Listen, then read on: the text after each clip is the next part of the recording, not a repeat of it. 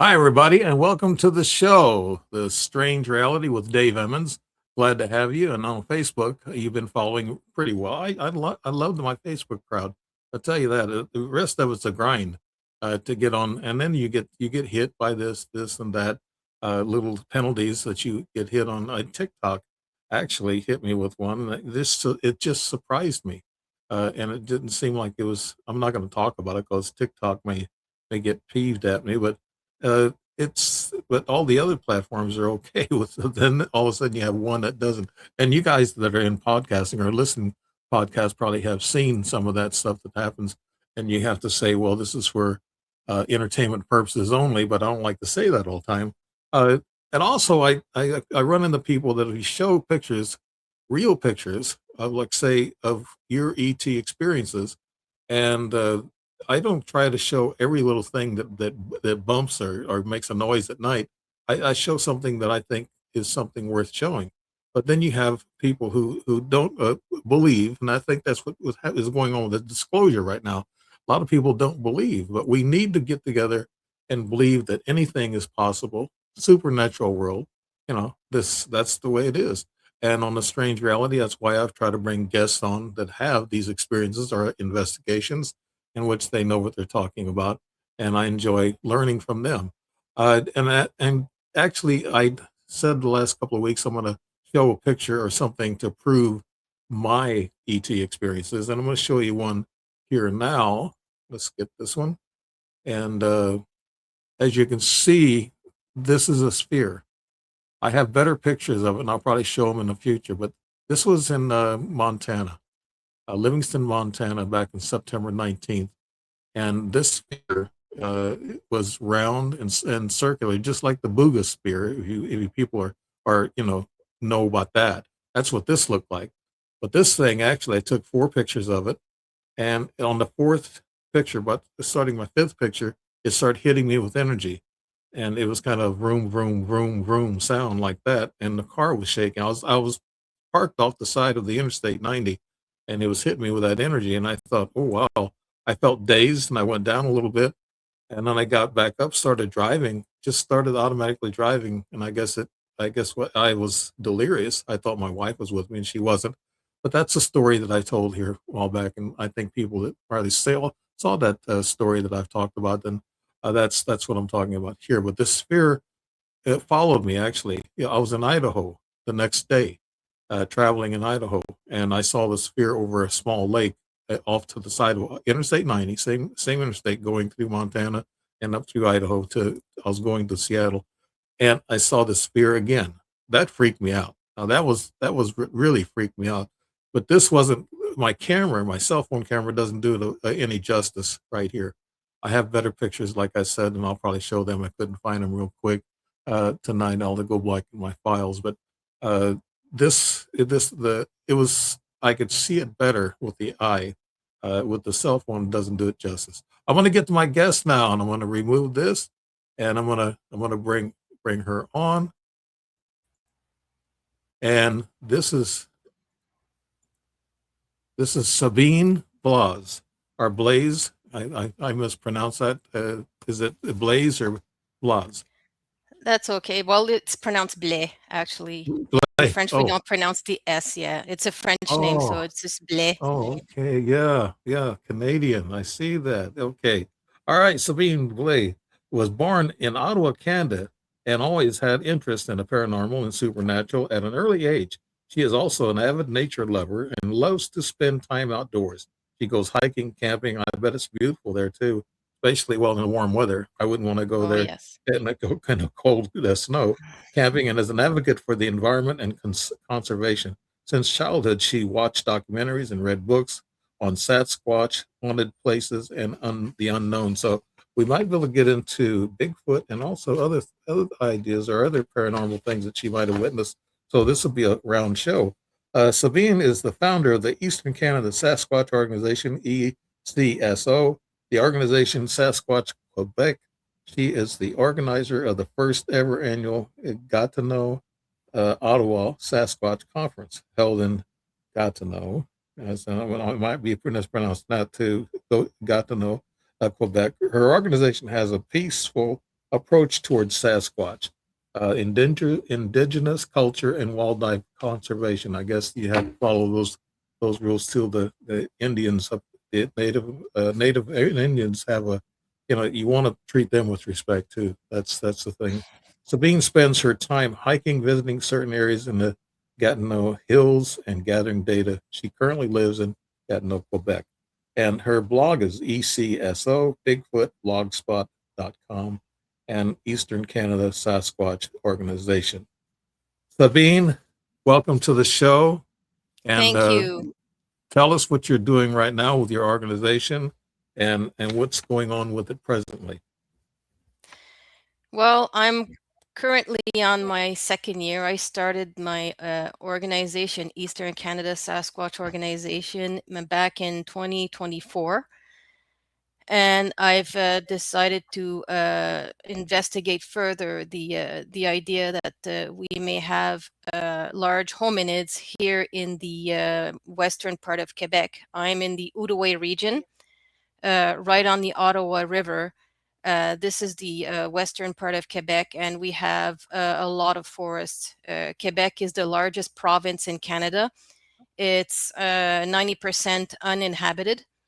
So further north you go, there's a lot of woods out here. We do have national parks, provincial parks, and I spend a lot of time going out there hiking, just observing for possible signs of Bigfoot activity or any signs that they may have gone through the area. I've also started doing some campouts. I'm planning on doing more. And I just write down my observations. I document as much as possible. I also have a group. I have some blogs on the internet where I'm basically like a resource. So I post some information. Here in the province of Quebec, it is francophone here. There's a lot of French. So I make sure to produce a lot of information in French for the French speakers here in Quebec. So my organization is bilingual, possibly the only one that operates in English and French, as far as I know. So I try to make this as accessible as possible to the public, and make sure that I answer any questions. What I've also started doing since last year is start a Bigfoot conference. So it's the Gatineau-Ottawa Sasquatch Conference, which is completely new here. There was never any Sasquatch conference or major event of any kind here in the province of Quebec, or especially here in the Ottawa region. So I started doing that. We had our first conference last year, and this year is the second one. So I'm just developing on that and continue monitoring, visiting certain areas out in the Gatineau Hills.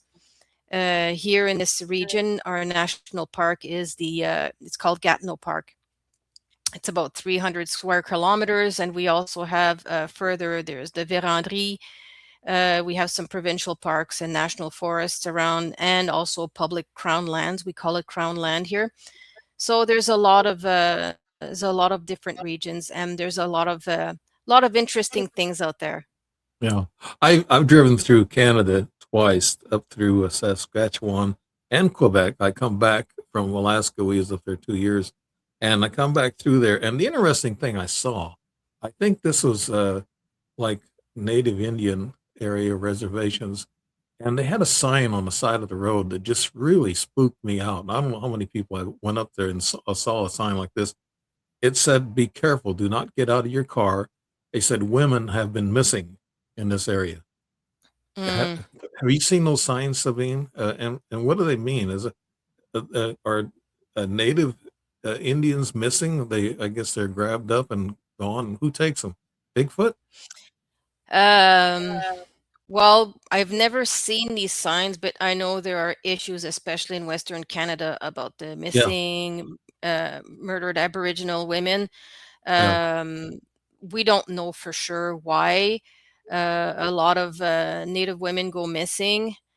Um, I don't know if it's a serial killer doing this. We don't know if it's a human being or if it's a certain organization or it could be a lot of things. So, Mhm. but yes, we've had issues here, unfortunately, with a lot of women missing, especially on a particular highway out west. I can't remember which one.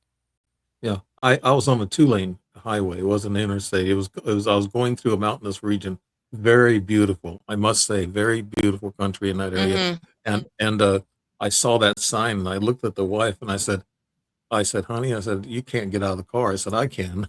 So I was just joking with, but no, it's not a joke. Apparently that sign really meant something. It said, be careful.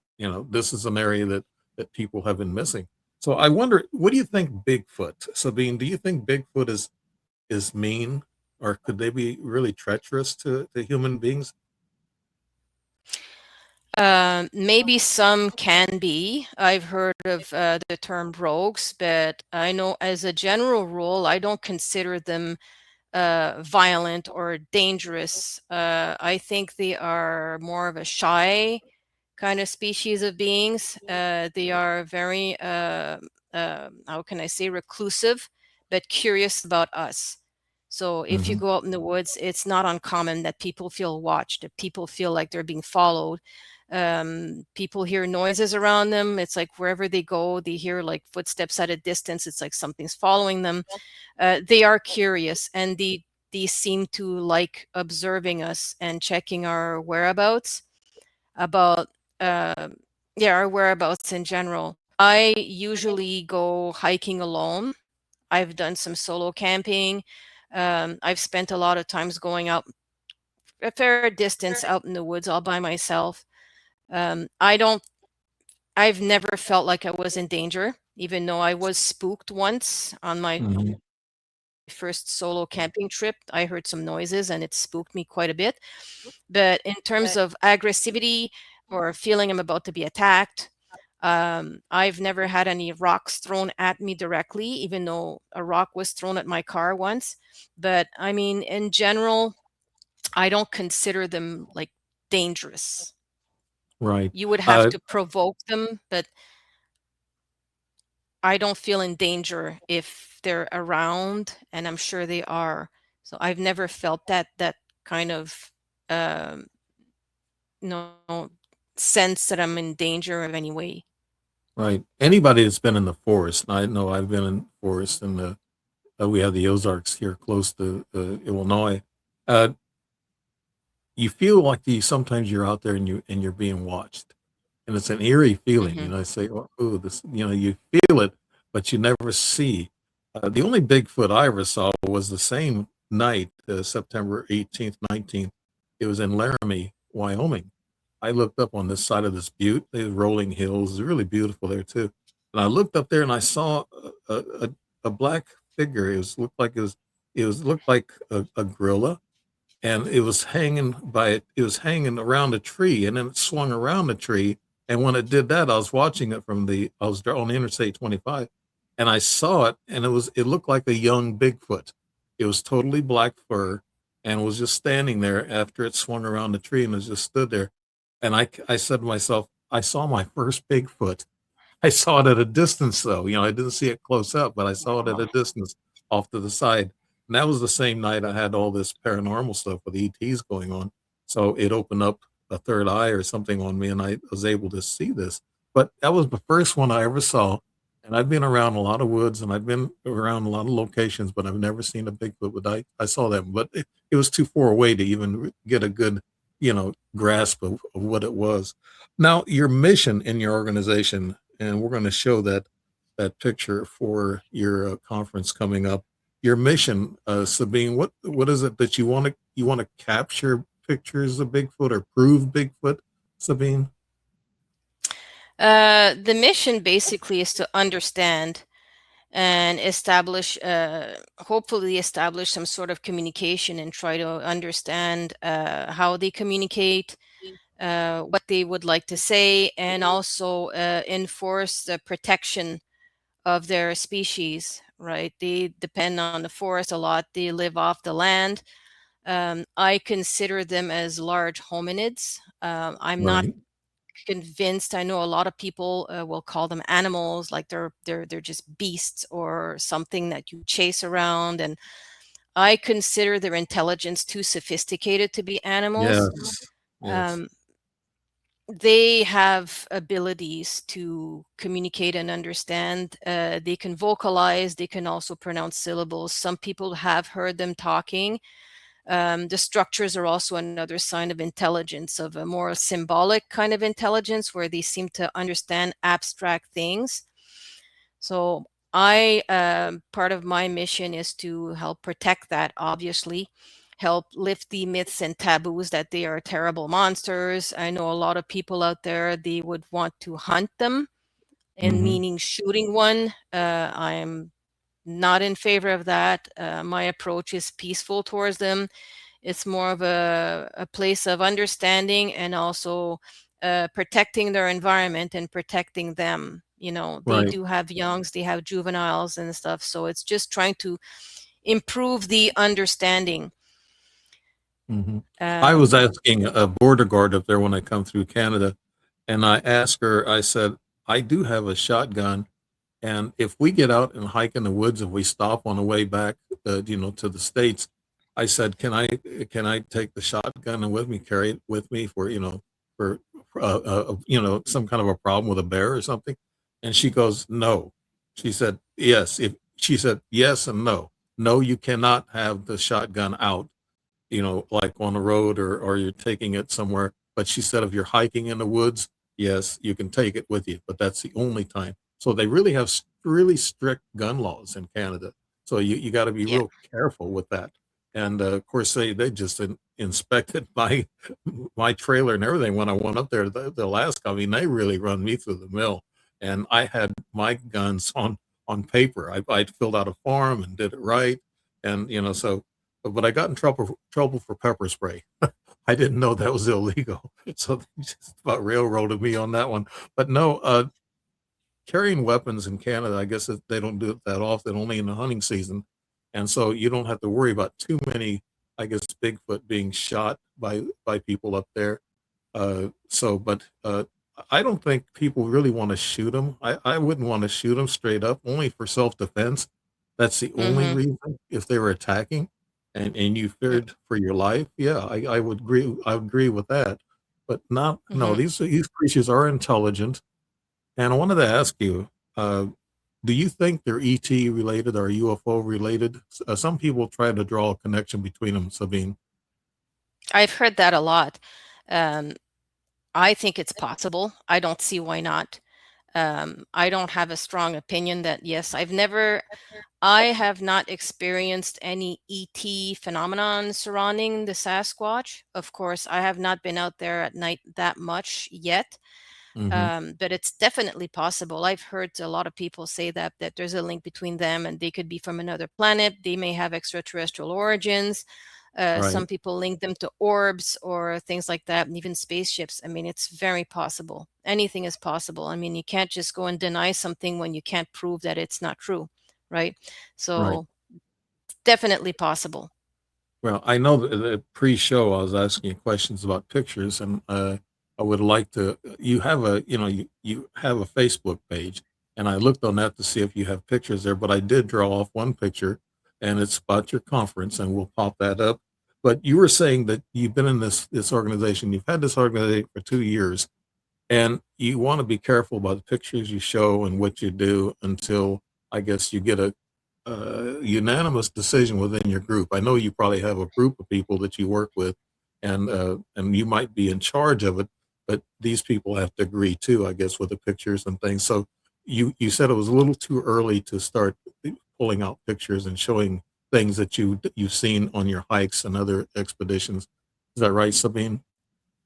Yes, that's correct. Yeah, I'm waiting a little bit. I'm on my second year, and I'm going to, I hike all year round. I go out in winter, spring, fall. Ooh, Um, so I'm waiting at least another couple of years to accumulate more information, more pictures, more. I found quite a lot of structures out there.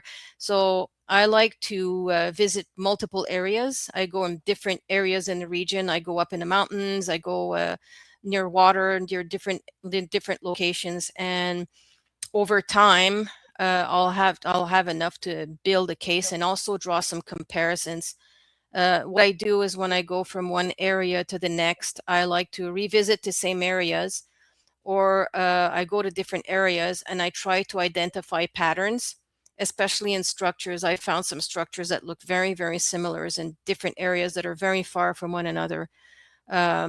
Some different, so I found some tree bends that look very similar.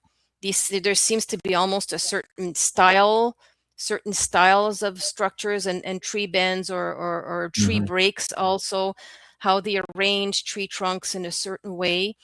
It's only been 2 years and already I'm noticing some similarities in different regions. So I'm documenting those Yeah. to see if there seems to be a consistent pattern in certain things. So that's why I like to wait.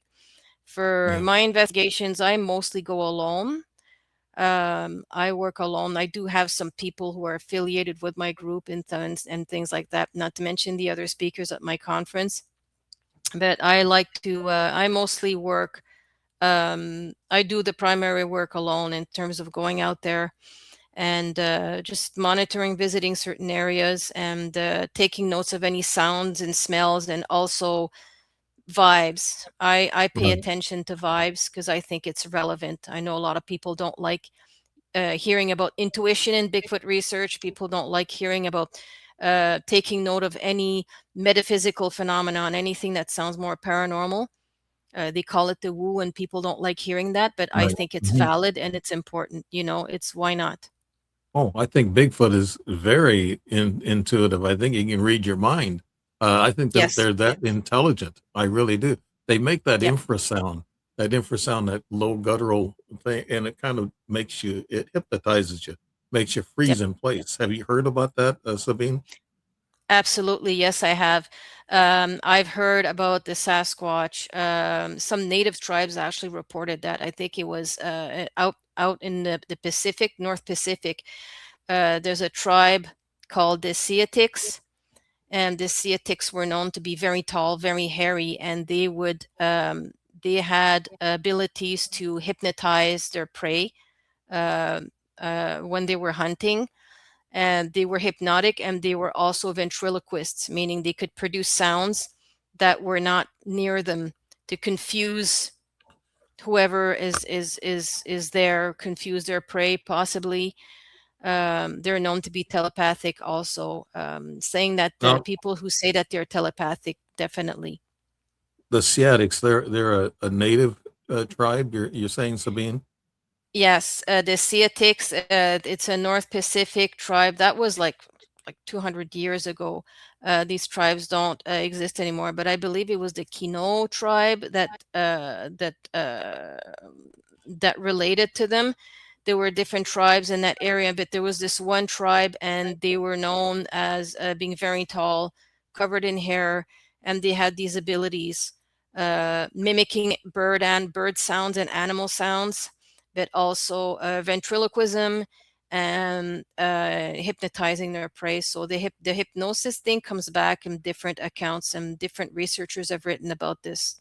That's Yeah, that Yeah. sounds like Bigfoot, doesn't it? That tribe sound like they might have been Bigfoot. I've heard of people seeing uh, Bigfoot, and I've seen some pictures. Some pictures, it's hard to believe. Some pictures you don't know. There's so much AI, and that goes for anything. I mean, you're talking about UFOs, Mm, ETs. There's AI, and they got some. And then I had my one guest, Val Zavalda. I don't know if you know him, but he's a Bigfoot researcher, and he actually saw a Bigfoot that didn't have much hair on its face, but it was hairy mm, all over its body, and its face was kind of like barren with no hair, and it almost looked human like, but it was huge. mm. Had it 9 feet tall. But yeah, that's I've heard people with firsthand. I believe Val, he had two other people with him, and he saw this Bigfoot. Then he saw a blonde Bigfoot. Have you ever heard of blonde hair Wow. Bigfoot? Yeah, he saw a Blonde? blonde. It was No. sitting. Yeah, he said he saw a blonde Bigfoot sitting in a chair. No, not a chair, but a tree. That'd give it away, wouldn't it? AI. But but it was in a tree, and it was just watching him. And this one approached him about 9 feet tall, and so they didn't do anything. They just stood there and looked at each other for a while, and then Val said he backed off, and that Bigfoot just walked away. So that Bigfoot wasn't mean. Uh, you mentioned conference a while ago. Let's pop that up, and you can tell us a little bit about your conference. Okay, there it is. There. Um, could you explain a little bit Yes. about this conference, Sabine? Yes. So the conference is a symposium style chat. Basically, we get speakers from different areas of Ontario and Quebec. Last year was our first year, and it was a one-day event. And I found I had so many speakers and so many people interested in being a part of this project that I ended up like this year adding a second day. So there's the pace is not quite so rushed, and people have more time to mingle and speak. So the conference is open to the public. This year we're selling tickets. There are some spaces available. People want to join us. So this year we are still roughly the same group of speakers from Ontario and Quebec, and we also have some people joining us from the States, which is the first time. So it's growing. It's a growing event. There's a lot of information. People can share their research. Some are experiencers. There's a focus on Indigenous culture, which we believe is quite important here in Canada. Generally, in Eastern Canada, there's we pay attention to that a lot. So Mhm. it's an interesting. It's going to be a fun event. You have any TV stars there that I guess have TV? You have TV shows in Canada about Bigfoot, don't you, Sabine? In Canada, Yeah, I don't know any, to be honest. I'm not like really in tune. BFRO. I think that show it goes on here in the U.S. and they Oh they go yes, into Canada sometimes. Yeah, yeah, yeah. Like the people watch the American shows, like Expedition Bigfoot, and there yeah. was Finding Bigfoot, which was the BFRO guys and Hmm. girls. Yeah, definitely. But no, for the conference, it's mostly speakers from Ontario and Quebec, and we are getting a couple of people from the States who are probably well known. So it's going to be a first, and it would be nice to. It's going to be nice to get some more experienced, seasoned speakers. I know you guys in the States, you have a lot of Bigfoot conferences and events. They're everywhere, Hmm. and Yeah. it's great to see. There's like a very vivid Bigfoot culture. You sell merchandise. I see festivals. There's like music, and you have a lot of stuff down there. It looks a lot of fun. So that's why I'm trying to hopefully create that up here, because it's very scarce. Like Bigfoot Yeah. conferences in Eastern Canada, there isn't much. Is this in a urban area or is it in a city area? This conference Yes, or is it it's in in a the city. Yeah. So the town is called Gatineau. We are just across the river from Ottawa. Ottawa is our nation's capital. yes? And we have the Ottawa River. That's a very predominant river that runs from the Gulf of St. Lawrence all the way to Lake Timiskaming, and it divides. It's basically the border between our two provinces, Ontario and Quebec. So I'm in Quebec right now, and if I look out my window, I can see the Ottawa River and Ontario just outside my window. So that's how close Wow, it is. Yeah, Gatineau that's is just yeah, it's just the river and bridges that separates us from the Parliament. Literally, we're just across. So uh, Gatineau is a town. It's smaller than Ottawa, but the location is in a log cabin, which is like a public log cabin. It's like a center for the elderly, but there's a lot of events and activities in there. It's a beautiful location, and we're right at the edge of Gatineau Park. The mhm. woods are just outside our home. It kind of overlaps with the city, so this part of the city is in Gatineau Park, and vice versa. Geographic wise, what's the closest state you are to any of the states here in the U.S.? From where we are, I believe it's New York. I'm Okay, not good yeah, at geography. I know yeah, I know Montreal, the city of Montreal. If you go straight south, it's New York. You right, cross over to New York. I'm pretty sure. yeah, So yeah. I don't know from us. It's probably still New York, or maybe I don't know, Pennsylvania. I'm not very good with geography when it comes to the actual I border think it states, probably but Yeah, I think it probably would be New York because it covers a lot of area across the east side of the country. Uh, yeah. okay, well, now that concert, we talked about that. Uh, let's talk about your, I guess, this Bigfoot in Quebec and how do you pronounce this? Altanaz in general? that's a French word. Altanaz, auto, autoise. Altanaz. Yeah, is that a native tribe or is that a city? I see. I don't know all these little things like that. Can you spell it? Because I don't. Yeah, it's Outauais.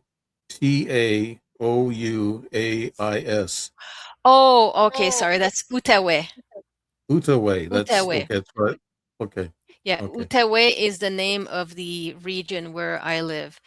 So there's Ottawa across the river from us, and then there's the Ottawa River. But here in Quebec, we call it Outaouais.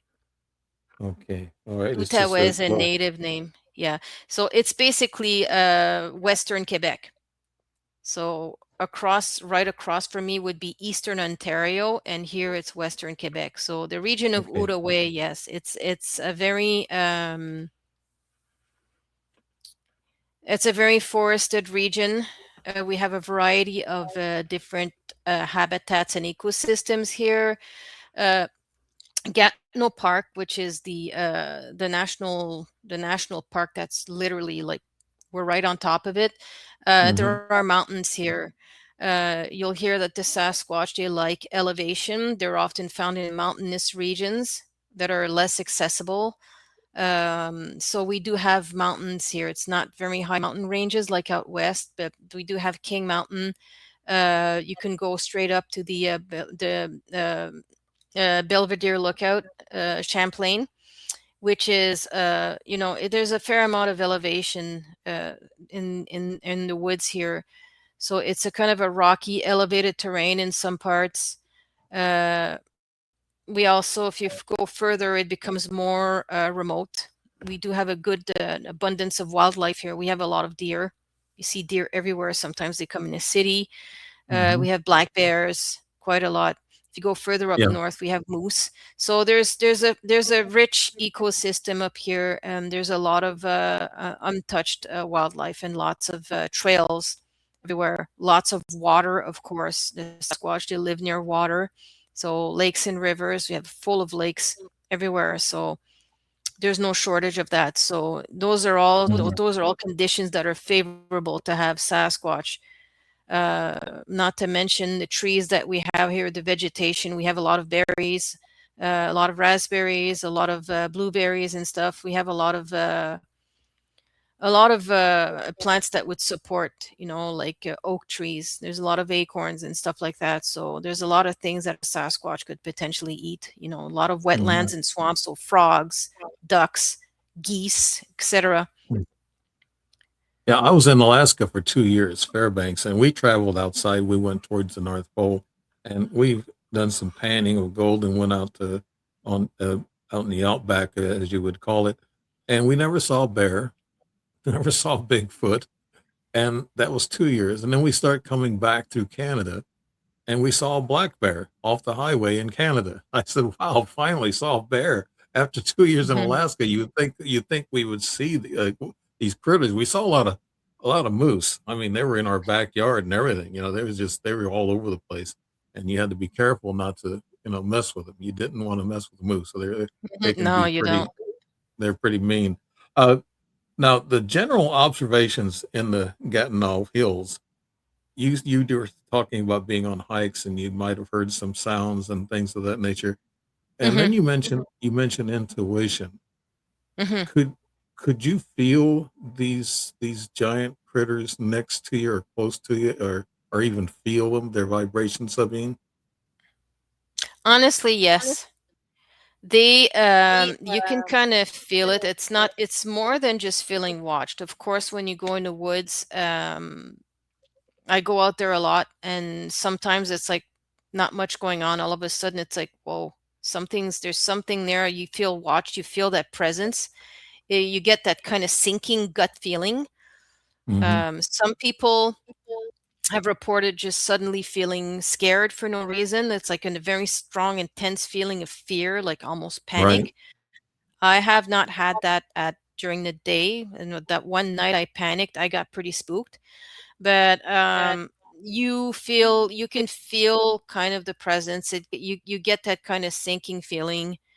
I've had that a couple of times. Yeah. Uh, You mentioned intuition, you know, and I guess we're getting into the paranormal thing with the Bigfoot. They could read your mind or they can hypnotically put you in a trance. And this intuition and mentioning the paranormal aspect of Bigfoot, what has been some of your, I know throughout your life, you said you've been interested in Bigfoot and this type of thing. And throughout your life, before you even started this organization, did you have any encounters or intuitive thoughts about things or anything paranormal that happened, Sabine? Honestly, yes. Um, since an early age, I've always been drawn to like ghosts and spirits and things like that. I am very spiritual, even though not as much religious. But I can tell Right. you that I practice energy work a lot. I have so for the past 20 years. I am a trained Reiki master. I've learned Karuna Reiki. I don't practice that as much anymore, but I am very interested in, I have a strong affinity with symbols. I love working with symbols. I love working with um, different things like that. So for me to work with my intuition and pay attention to energy is second nature because I'm accustomed to working with subtle energies. Um, I also am familiar with how can I say working with spells, for example. I am a pagan, so I am familiar with doing spell work. I'm familiar with working with certain things. So I'm not new to working with intuition and working with energies and things like that. So when I go out in the woods, I kind of carry that background with me. It becomes like a six. It's like an additional tool in my toolkit, right? I do rely on my Mhm. senses a lot. I pay attention to what I see, what I smell, what I hear, but also what I sense. If there's anything off, then I pay attention to that. Yeah. Now, throughout your life, did you live on a, like we would call it a farm or rural area? Did you live in a rural area, Sabine, as you grew up as a kid? No, well, yes and no. Like I grew up mostly in, well, yes, I grew up in Ottawa, which is a fairly big rural area, but we used to go out a lot to a cottage or go on fishing trips or hiking and stuff like that. And then for 4 years, we moved to northern Quebec in a region called Timiskaming and Timiskaming, which is northwest of here. It's about a 7-hour drive, and out there it's quite remote. We lived in a small town, and we had a cottage in a lake called Lake Poa. Hmm. Lake Poa is a popular fishing spot. A lot of people go there. A lot of tourists go there. There's a lot of it's a fairly big lake. There's a lot of boating activity, and we had a cottage there. And that's probably one of the very first experiences I can say I had in terms of like just when a place just gives you the creeps, Hmm. you're there Yes. and you're scared and you can't explain why. And I can tell you that as a child I was always a tomboy. I was always like going waist high into swamps to catch frogs with my bare hands. And I've ridden horses a lot. I'm accustomed to equestrian activities, and I was always kind of like the tomboy. So I'm not really phased by being out in the woods or being around animals. I've been used to that a lot. I'm very comfortable with that. But I found that that particular place, that cottage where we went, and I remember exactly where it is. And we would go there, and the place was very isolated, very remote, and it was like a series of 20 different lots that my father had bought. Like there was 20 lots, and we had the very first one. So there's no neighbors. It was just dark woods on the left. In the back, it was just endless forest, like very thick conifer kind of forest. And then the Hmm. first neighbor was next to us, and it was kind of remote. But I remember going in there, and the cottage, I was terrified of the back of the cottage. I couldn't explain why. I would go in my room and I was afraid to look out the window. There's something that scared me. I never never understood what it was or why, but I felt scared there. And I'm looking back and I'm thinking, what if there was Sasquatch in that area? What if there was something there watching us? Or what if we disturbed something, because we were the very first ones to build cottages in that area? You know, these Hmm. lots were never sold to anyone before, and we were the first ones to go there and build a cottage there. So what if we kind of upset something or disturbed something and they were watching us? You know, you kind of wonder why I had these strong vibes of feeling very uncomfortable in that place when I would go. I never went behind that cottage. Then we had an outhouse. I would never, during that night, I would never dream of going out there at night. There's something out there that just scared the bejesus out of me. I never could explain why. So Hmm. maybe looking back now, knowing what I know now, maybe that could be a reason why I Yeah, felt so. you have native reservations up there. I Yes. guess quite a few. And do they have these legends they carry around with them? I don't know if you get involved in cryptids. Well, Bigfoot is considered a cryptid, and Yeah, but by there's some. there's other cryptids. Yes, skinwalkers. Have you ever Mhm. heard of anything like that, Sabine? I've heard about it. I've seen some videos where people talk about this. The skinwalkers. It seems to be like there's been some common accounts of that, like frequent accounts in the States, like further south.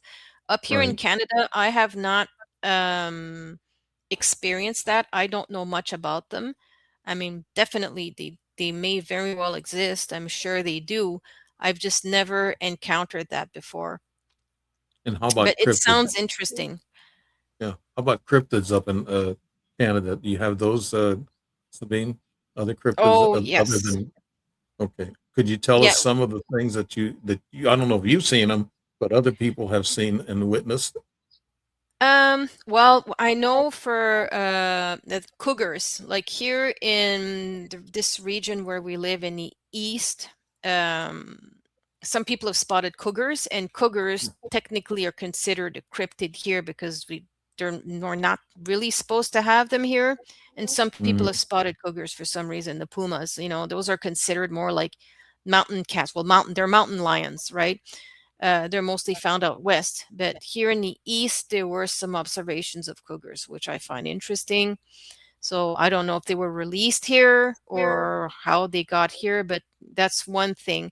The other more interesting cryptid that I've heard of a lot, and that's deeply ingrained in French Canadian folklore, is the Dogman. In Dogman, yeah. French, yeah, in French we call it the loup-garou.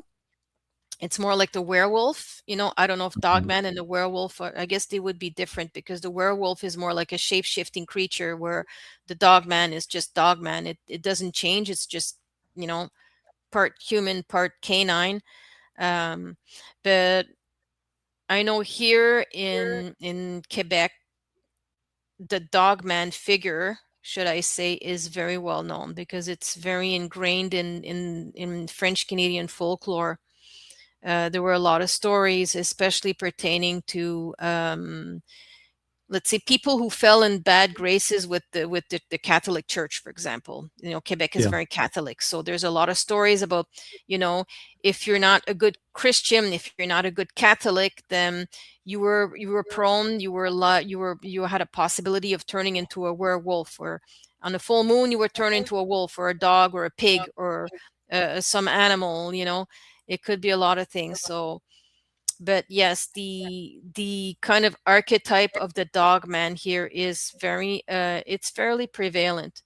I have not experienced anything about dogman. I don't know much about it. I know in northern Ontario there may have been some signs. I'm not sure. I think if there's anything, there should be anything like that, it would be like much further north from here. Let more me more see what your indigenous people, natives there. I was out west back some years ago, and I talked to an older woman. She wasn't really old, but I asked her about skinwalkers, Hmm. and we were talking, and she froze. She looked at me, and she looked at give me like she was angry, and then she turned and walked away. I asked a younger guy who was an artist, and I said, "What did I say wrong?" he said they don't want to talk about skinwalkers. They say if you talk about them, you'll see them, and so the older folks they don't like to talk about them. Now, you're Indigenous people in the Canada. Do you get a chance to kind of talk to them and share some of their folklore, Sabine? I know a couple of my speakers, like people I know personally. Like we talk about it, and well, actually, there is another group here in Ontario who researched the Sasquatch quite a bit in northern Ontario. They are native, and they spend a lot of time in the woods, so they've had some experiences. In terms of folklore, what you hear mostly is the grandfather teachings, which is kind of like the general. It's like a general line, a guideline to just be a better person. You know, there's like the seven grandfather teachings where there's different Yeah. animals or creatures. Each animal represents a particular quality or virtue, and in one of these creatures, there's actually the Sasquatch. They call him Sabe, and it's often represented by a foot, like a human-like foot. That's like the symbol, the representation. And the Sabe, the Sasquatch, represents honesty. So Hmm. it's attributed to that kind of value, virtue. But I know generally the Indigenous people, they consider the Sasquatch people. They're not animals. They consider them a different human being, whether they're wild men or feral humans. That they're considered a people, a tribe on in their own respect, and they are to be respected. Hmm. And Now, they're I guess up there too, they have these totem poles. We have these in Washington State mm, and Oregon. The natives have the totem poles, the indigenous people, and sometimes a lot of times they have like Bigfoot as a totem pole. Do you see that around any of the artwork around there, Sabine? in this region. Yeah. I have not seen many totem poles here. I guess you would have to visit the reserve, so I have not seen that. We here in Gatineau, we do have the Canadian History Museum, and it's the biggest museum of Canada, and most of the exhibits are native or indigenous, and we do have some totem poles, and some of them there are faces that could be related to Sasquatch easily. You Yeah. see a lot of That's birds, a lot of eagles, and the curved yeah. noses, the curved beaks and stuff, but you see these faces that could be easily attributed to that. That's what I was figuring. That's why I asked you about totem poles. I know it's a strange question, but it does depict some of the artwork that the Mm, indigenous peoples they have seen things, and so they'll make carvings of it or totem poles of them. And I've seen Bigfoot totem poles here in the States, and I'm sure they have them in Canada with the indigenous people. Uh, yes. your group, you get together often. You have meetings, Sabine, and what do you talk about? Um, well, it's mostly at the conference that we meet. Once in a while, I chat with some friends, some people. We talk about our hikes, and we share some information. We share some pictures and stuff. But we don't have a formal meetings, or at least not yet. I know some people have asked me to organize like a group hikes so we can all go in the woods together, and or do some group camping trips. So that's still in the works. I'm only on my second year doing this, so everything is still, there's a Right. lot of things, a lot of ideas that are in the works. So over time, definitely, I will increase the activities and possibilities to meet and stuff. But for now, it's mostly like um, on Messenger, for example, like video chats and things like that. We don't have meetings in person, or at least just yet. So Mhm. over Well, time, it it's will develop. yeah, it will. People will take interest, and especially now. I mean, there's disclosure of UFOs going on now here in the States, and I think it's going worldwide. But there should be disclosure of Bigfoot. I've only Mm. saw the one small one at a distance, and I believed in them even before I saw one. because I Mm. believe these people. You know, I had a cousin who saw one here in Illinois, and he was out chasing a couple of cows that got loose for his cousin, and he saw this tall, hairy creature that was standing beside a tree, and he come up on the hill from him. He went through the creek and went up the hill, and he saw this, and he never talked about Bigfoot. He's afraid of those kind of things. And I never heard him talk about UFOs or Bigfoot, but he saw both. He saw one with me at UFO, but he saw Bigfoot on his own. And he said it was tall, had reddish hair, and his hair was hanging from its arms. And it was, he described Wow. one perfectly. I looked at him. I said, "You saw one." He said, "What do you mean?" I said, "The way you described it, and you never seen him before. You never talked about it before, but you saw this one, and he was afraid. I mean, he got scared. Mhm. He ran back to the farm, and he was really afraid. And so it just goes to show. He said this thing was 8 foot plus tall, Mm. and he said it was huge, and he said it had long reddish like hair. And I said, "Yep, that's a Bigfoot. You saw Mhm. one." Because there's Yep. been a lot of them explained like reddish hair. Some of them are black hair. Are they different colors, Sabine? I'm getting that. I saw one that was black. And are Mhm. there brown, blonde, reddish hair, Sabine? Are they different? Oh yeah, I believe they are. They're definitely different. You read the different witness accounts, and they seem to be in different colors. There's the descriptions vary. Some have hairy faces, some don't. Some look more human, some less. Some have different features. I've never had an actual sighting yet.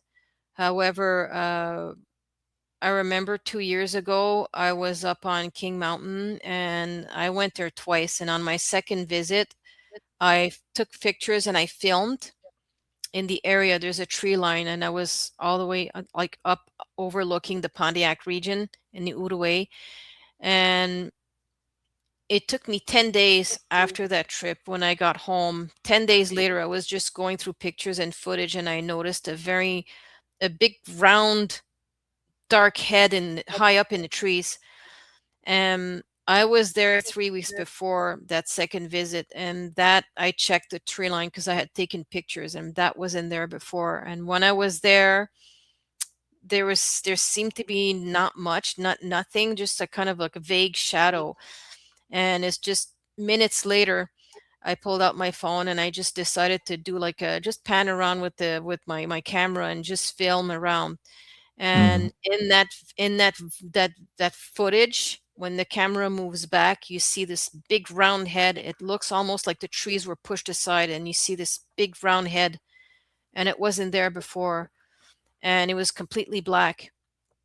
And I took like I froze the image, and when you zoom into the actual frame of that video, you can almost see a face. It's Hmm. strange. So Yeah. I'm not saying, oh, that's a Bigfoot.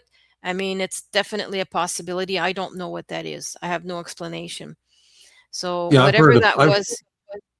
Yeah, I've heard of people. Actually, I had a couple of guests on a couple of years ago. They saw invisible Bigfoot. I guess they could have been associated with ETs, but they were invisible. They saw Mhm. one climb down a tree and the limbs were moving, and it started walking towards them. And they were in this cabin, and they were looking out the window. They saw this thing walking towards them. They actually, hear the footsteps. It's so heavy, and it's kind of sounds like the Predator movies, but this was, he said, that just freaked them out. They got in their cars and they took off, from it. So yeah, it was invisible. And I said, my God, there's three of them that saw it. And so that kind of throws a little wrench in all the machinery when it comes to Bigfoot. Sabine, in closing, tell us a little bit about what you like for people to know, and what your, I guess, your mission in life with Bigfoot and these critters. Just tell people what you feel about that, Sabine. Well, in general, the way I look at this subject of Sasquatch, it's almost like a package deal. it encompasses other elements that should not be separated or dissected. You know, a lot of people, they seem to pick and choose what they want to see about the Sasquatch. I see that there's different components. You know, there's the Sasquatch themselves, of course, which is the center of interest, but there's the cultural aspect of the Sasquatch, meaning mainly indigenous, but also folklore, that ties in, the historical aspect, mainly the native culture. That's important. The other thing also that should not be omitted from the subject of Sasquatch is the environmental component, conservation, but also just noticing the terrain, knowing the area, the region you're going into, knowing the woods, knowing the types of trees, the vegetation, noticing the wildlife there. The whole environmental aspect is important. And the other thing is what we talked about is the spirituality part, the energy aspect, trusting your intuition and paying attention to things that our normal senses cannot perceive, because there's so much more than just flesh and blood, and that's it. It's just to keep an open mind and not pass judgment when people talk about extraterrestrials, when people talk about the paranormal, when people talk about seeing orbs. Some people have reported seeing the Sasquatch vanishing in front of them. There were some accounts in Yukon, and it happened here in Quebec also. The Sasquatch vanished in front of witnesses. Is not judge and keep an open mind. Yes, this world is supernatural, Sabine, and everything is going on around us. A lot of scientists say we're a matrix and we're frequencies, and so the quantum theory is heavy. So it's all energy and frequency is what we're made of. And ladies and gentlemen, thank you for listening in to the show, The Strange Reality with Dave Emmons and my guest Sabine Blais. And I hope I pronounced it right that time in French. Yes, you did. Yes, you did. Sabine Blais. Okay. And now you speak French. Yes, I should catch on to some of those things. You taught me a little bit about geography, about Canada on the eastern side and everything. So, but I know the central part of it, and then of course coming back through Quebec back into the States when I come back home, I know that part of it because I've been there, saw it, I've done that. Okay, but you taught me a little bit about the eastern side. Thank you, Sabine Blais, for being on the show on The Strange Reality with Dave Emmons. I'm signing off, and I'll catch you later, and I'll send you links, Sabine, to the show later on. Thank you so much. Thanks to everybody for watching. Bye-bye.